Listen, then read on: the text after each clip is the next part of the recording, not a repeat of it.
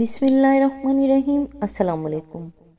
سب سے اعلیٰ درجے کی نفاست یہ ہے کہ آپ دوسروں کی غیبت، چغل خوری اور نجی معاملات میں دخل اندازی سے دور رہیں۔ آپ کا دل صاف ہو، سوچ روشن ہو، اخلاق عمدہ ہوں، آپ کے خیالات آپ کی ظاہری شخصیت سے بھی زیادہ شائستہ ہوں، آپ کے جذبات آپ کی خوشبو یعنی آپ کے پرفیوم سے زیادہ خوشگوار ہوں، اور آپ کا اخلاق آپ کی صورت سے کہیں زیادہ دلکش ہو۔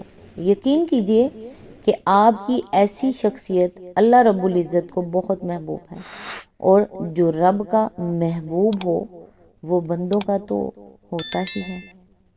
اللہ تعالیٰ سے دعا ہے کہ وہ ہم سب کو نیکی کی ہدایت دے اور اپنے نیک بندوں میں شامل کرے۔ اللہ تعالیٰ آپ کو اور آپ کے تمام اہل و عیال کو اپنے حفظ و امان میں رکھے، آمین۔ آج انشاءاللہ سورہ الممتحنہ کی آیت نمبر 4 سے سٹارٹ کریں گے۔ اس کا ترجمہ اور تفسیر تفہیم القرآن سے بیان کروں گی جو اہل سنت جماعت کے لیے ہے۔ اعوذ باللہ من الشیطان الرجیم، بسم اللہ الرحمن الرحیم۔ تم لوگوں کے لیے ابراہیم اور اس کے ساتھیوں میں ایک اچھا نمونہ ہے کہ انہوں نے اپنی قوم سے صاف کہہ دیا، ہم تم سے اور تمہارے ان معبودوں سے جن کو تم خدا چھوڑ کر پوجتے ہو قطعی بیزار ہیں۔ ہم نے تم سے کفر کیا اور ہمارے اور تمہارے درمیان ہمیشہ کے لیے عداوت ہو گئی اور بیر پڑ گیا جب تک تم اللہ وحدہ پر ایمان نہ لاؤ، مگر ابراہیم کا اپنے باپ سے یہ کہنا اس سے مستثنی ہے کہ میں آپ کے لیے مغفرت کی درخواست ضرور کروں گا، اور اللہ سے آپ کے لیے کچھ حاصل کر لینا میرے بس میں نہیں ہے۔ اور ابراہیم و اصحاب ابراہیم کی دعا یہ تھی کہ اے ہمارے رب، تیرے ہی اوپر ہم نے بھروسہ کیا اور تیری ہی طرف ہم نے رجوع کر لیا، اور تیرے ہی حضور ہمیں پلٹنا ہے۔ اس آیت کی تفسیر ہے یعنی ہم تمہارے کافر ہیں، نہ تمہیں حق پر مانتے ہیں نہ تمہارے دین کو۔ اللہ پر ایمان لانے کا لازمی تقاضا طاغوت سے کفر ہے۔ فَمَن يَكْفُرْ بِالطَّاغُوتِ وَيُؤْمِن بِاللَّهِ فَقَدِ اسْتَمْسَكَ بِالْعُرْوَةِ الْوُثْقَىٰ لَا انفصام لَهَا، یعنی پس جو شخص طاغوت سے کفر کرے اور اللہ پر ایمان لے آئے، اس نے در حقیقت مضبوط سہارا تھام لیا جو ٹوٹنے والا نہیں ہے۔ سورہ البقرہ آیت نمبر 256۔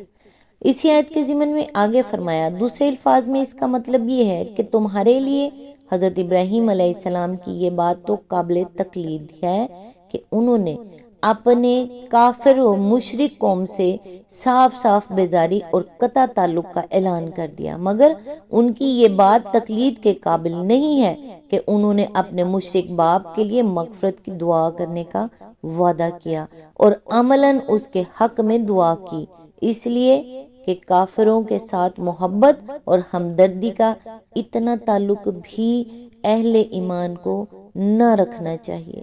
سورۃ توبہ آیت نمبر 113 میں اللہ تعالیٰ کا صاف صاف ارشاد ہے، مَا كَانَ لِلنَّبِيِّ وَالَّذِينَ آمَنُوا أَن يَسْتَغْفِرُوا لِلْمُشْرِكِينَ وَلَوْ كَانُوا أُولِي قُرْبَىٰ۔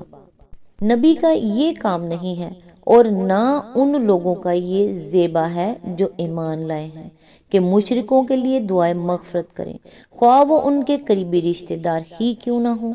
پس کوئی مسلمان اس دلیل سے اپنے کافر عزیزوں کے حق میں دعائے مغفرت کرنے کا مجاز نہیں ہے کہ یہ کام حضرت ابراہیم علیہ السلام نے کیا تھا۔ رہا سوال کہ خود حضرت ابراہیم علیہ السلام نے یہ کام کیسے کیا اور کیا وہ اس پر قائم بھی رہے، اس کا جواب قرآن مجید میں ہم کو پوری تفصیل کے ساتھ ملتا ہے۔ ان کے باپ نے جب ان کو گھر سے نکال دیا تو چلتے وقت انہوں نے کہا تھا، سلام علیک سأستغفر لک ربی، آپ کو سلام ہے، میں اپنے رب سے آپ کے لیے مغفرت کی دعا کروں گا۔ سورہ مریم آیت نمبر 147۔ اسی وعدے کی بنا پر انہوں نے 2 مرتبہ اس کے حق میں دعا کی۔ ایک دعا کا ذکر سورہ ابراہیم آیت نمبر 41 میں ہے، ربنا اغفر لی ولوالدی وللمؤمنین یوم یقوم الحساب۔ یعنی اے ہمارے پروردگار، مجھے اور میرے والدین کو اور سب مومنوں کو اس روز معاف کر دیجیے جب حساب لیا جانا ہے۔ اور دوسری دعا سورہ شورى آیت نمبر 86 میں ہے، وَاغْفِرْ لِي أَبِي إِنَّهُ كَانَ مِنَ الضَّالِّينَ وَلَا تُخْزِنِي يَوْمَ يُبْعَثُونَ۔ میرے باپ کو معاف فرما دے کہ وہ گمراہوں میں سے تھا، اور مجھے اس دن رسوا نہ کر جب سب لوگ زندہ کر کے اٹھائے جائیں گے۔ لیکن بعد میں جب ان کو یہ احساس ہو گیا کہ اپنے جس باپ کی مغفرت کے لیے وہ دعا کر رہے ہیں وہ تو اللہ کا دشمن تھا، تو انہوں نے اس سے تبرہ کی اور اس کے ساتھ ہمدردی و محبت کا یہ تعلق بھی توڑ لیا۔ وَمَا كَانَ أَسْتَغْفِرُ إِبْرَاهِيمَ لِأَبِيهِ إِلَّا عَن مَّوْعِدَةٍ وَعَدَهَا إِيَّاهُ فَلَمَّا تَبَيَّنَ لَهُ أَنَّهُ عَدُوٌّ لِلَّهِ تَبَرَّأَ مِنْهُ إِنَّ إِبْرَاهِيمَ لَأَوَّاهٌ حَلِيمٌ۔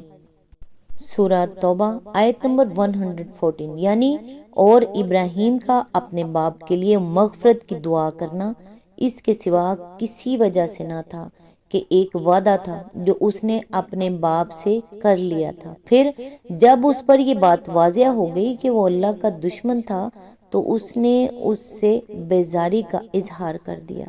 حقیقت یہ ہے کہ ابراہیم علیہ السلام ایک رقیق القلب اور نرم خو آدمی تھا۔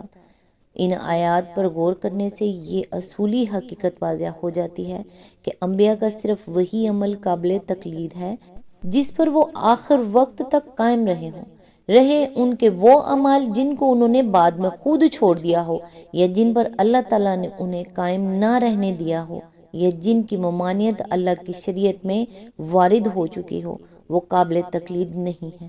اور کوئی شخص اس حجت سے ان کے ایسے اعمال کی پیروی نہیں کر سکتا کہ یہ فلاں نبی کا عمل ہے۔